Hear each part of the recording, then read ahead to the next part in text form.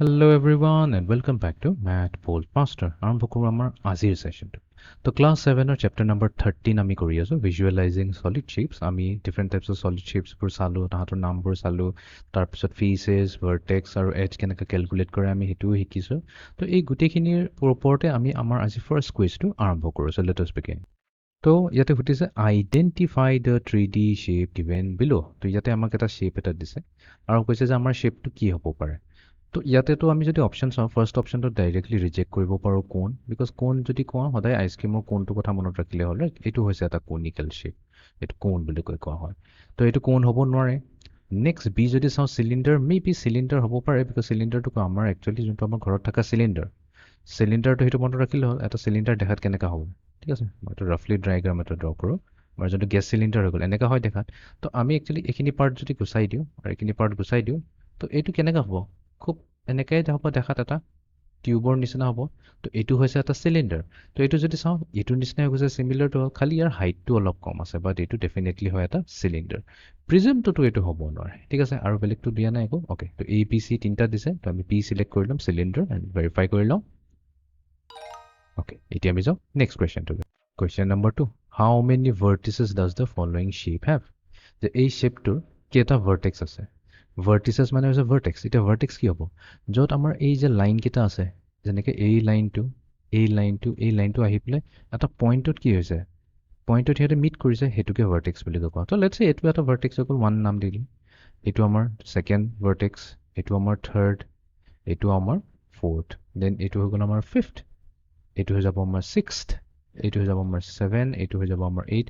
তো আমি গম পালোঁ কেইটা ভাৰ্টেক্স আছে, যে এই পাৰ্টিকুলাৰ শ্বেপটোৰ কাৰণে আমাৰ আছে ইন টোটেল 8 ভাৰ্টেক্স। চেক কৰি লওঁ। অ'কে, এতিয়া আমি যাওঁ নেক্সট কুৱেশ্যনটোলৈ।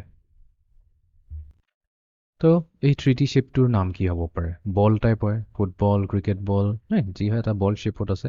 তো বল শ্বেপক আমি সদায় কি বুলি কওঁ, স্ফিয়াৰ বুলি কওঁ। তো এই শ্বেপটো হ'ব এটা স্ফিয়াৰ।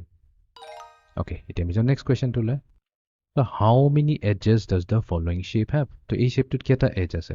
তো এজ ওলাবৰ কাৰণে আমাক কি লাগে, এজ ওলাবৰ কাৰণে আমাক লাগে যদি আমাৰ তাত দুটা ভাৰ্টেক্স আমি জানো, এই ভাৰ্টেক্সৰ মাজৰ লাইনটো, তো এইটো হৈ যাব আমাৰ এজ।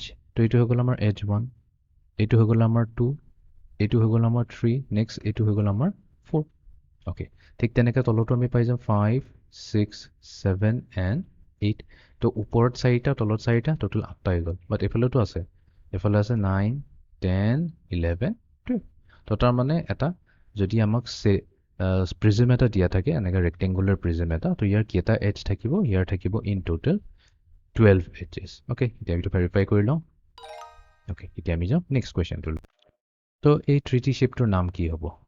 চ' এই 3D শ্বেপটোৰ নাম চাবলৈ কাৰণে আমি কি কৰিম, আমি চাম যে ইয়াৰ যোনটো তলৰ বেছটো দি আছে, ওপৰ ফালৰ পৰা যদি চাওঁ কেনেকুৱা হয় দেখাত, এটা ৰেক্টেংগল টাইপ হয়, সেইকাৰণে ইয়াতে ৰেক্টেংগুলাৰ আছে ৱৰ্ডটো।